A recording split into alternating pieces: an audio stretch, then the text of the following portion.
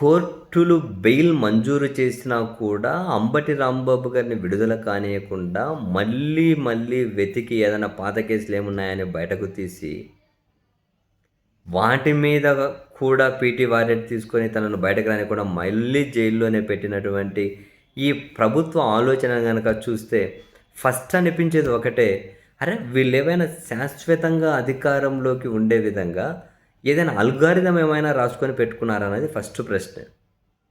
శాశ్వతంగా అధికారంలో ఉండే విధంగా ఏదైనా ఒక అల్గారిథం రాసి పెట్టుకున్నారా?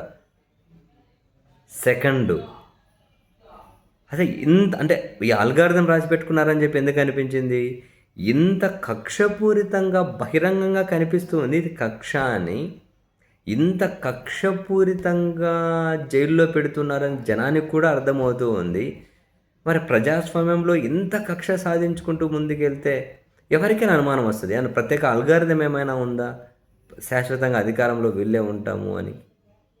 అండ్ కీలకమైన థర్డ్ పాయింట్ ఏంటి అంటే, ఇలా ఈ విధంగా కక్ష కట్టి జైళ్ళలో పెట్టడం ద్వారా, దీని ద్వారా వాళ్ళకి కలిగే ఆనందం ఏదైతే ఉందో, ఆనందం వీళ్ళ ఆకలిని ఏమైనా 3-4 రోజులు పోస్ట్ పోన్ చేస్తుందా?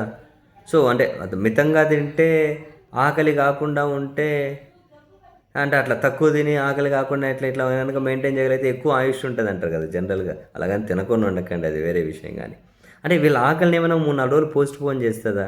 ఇంత కక్ష కట్టి జైల్లో పెట్టి ఆనందం వీళ్ళకి అంత మానసిక ఆనందం ఏంటి? సీరియస్లీ అర్థం కావట్లేదు. ఇప్పుడు అంబటి రాంబాబు గారి మీద ఏ కేసులు అయితే పెట్టారో అన్ని కేసుల మీద కనుక జనరల్గా హైకోర్టు ఏం చేసింది? వాళ్ళ దగ్గర మెన్షన్ చేసిన కేసులన్నిటి మీద వాటి మీద అరెస్ట్ చేయకండి, 35(3) నోటీసులు ఇచ్చి వివరణ తీసుకోండి అని చెప్పారు. ఫస్ట్ చంద్రబాబు నాయుడు గారిని అనుచితంగా మాట్లాడారు అంటే అరెస్ట్ చేశారు, బెయిల్ వచ్చింది. తర్వాత ఇంకా ఏమంటారు, మెడికల్ కాలేజీల ప్రైవేటీకరణ వ్యతిరేకించుకుంటూ ర్యాలీ చేశారు అంటే దాని మీద కానీ మళ్ళీ పీటీ వారెంట్ ఇచ్చి రిమాండ్ చేస్తే దాని మీద కూడా బెయిల్ వచ్చింది.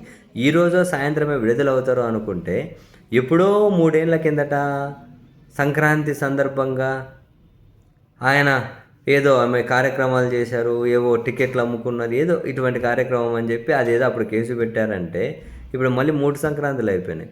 అదేదో ఉన్నది ఏమంటారు, చరిత్ర పుటల నుంచి బయటకు తీసి దాని మీద కూడా జైల్లో పెట్టారు అంటే అంటే ఈ విధంగా జైల్లో పెట్టాలి, ఈ విధంగా కక్ష సాధించాలి అని చెప్పి ఈ ఆలోచించే బ్యాచ్ ఎవరైతే ఉంటారో ఆ బ్యాచ్కు ఇంత ఆనందం కలుగుతూ ఉందా? మనం సినిమాలో చూస్తూ ఉంటాం, ఒక్కొక్కరికి ఆనందం. కొందరికి మనుషులను చంపితే ఆనందం, కొందరికి దొంగతనాలు చూస్తే ఆనందం. మొన్ననే చూసాం, ఒకటి సాఫ్ట్వేర్ ఇంజనీర్ అట 16 దొంగతనాలు చేశాడట. ఇప్పటికి 2 కేజీల బంగారం మన దగ్గర BMW కార్లు దొరికినాయి. ఎందుకంటే మనకు దొంగతనాలు చేసి విలాసవంతమైన జీవితం ఆనందం అట. అట్లా ఇప్పుడు వీళ్ళని వైసీపీ వాళ్ళని ఇట్లా బయటకు రానియకుండా జైళ్ళలో పెట్టి కక్షలు కట్టి హింసించి ఈ విధంగా ఆనందం పొందే బ్యాచ్ ఎవరో కానీ, ఈ విధంగా ఆనందం పొందే బ్యాచ్, అటువంటి బ్యాచ్ ఆలోచనలు సమాజానికి ఎప్పుడూ శ్రేయస్కరం కాదు. బహుశా వాళ్ళ ఆనందం కోసం రాష్ట్రం మొత్తం ఇలా తయారవ్వాలా? ఇంత కక్ష కట్టి ప్రజాస్వామ్యాన్ని అపహాస్యం చేస్తూ అధికారంలో ఉన్న వాళ్ళు వ్యవస్థలను ఉపయోగించుకొని ఇది ఎట్లా మంచిదబ్బా? నాకు అర్థం కావట్లేదు. రేపు అధికారం మారితే, నేను అందుకే అంటున్నా, మారకుండా వీళ్ళు ఏమైనా ఒక ఆల్గారిథం రాసి పెట్టుకుంటున్నారా? అధికారం మాదే శాశ్వతం అని చెప్పి ఏమైనా ముందుకెళ్తూ ఉన్నారా? ఏమో మరి అసలు నిజంగా అర్థం కావట్లేదు. కోర్టులు బెయిల్ ఇచ్చేసిన తర్వాత 2 కేసుల్లో కూడా మళ్ళీ ఇంకో పీటీ అనేది ఎతికి చెప్పి మళ్ళీ జైల్లో పెట్టాలని, బాబోయ్ ఇంత ఆనందం ఏంటి వీళ్ళకు? తెలియట్లే.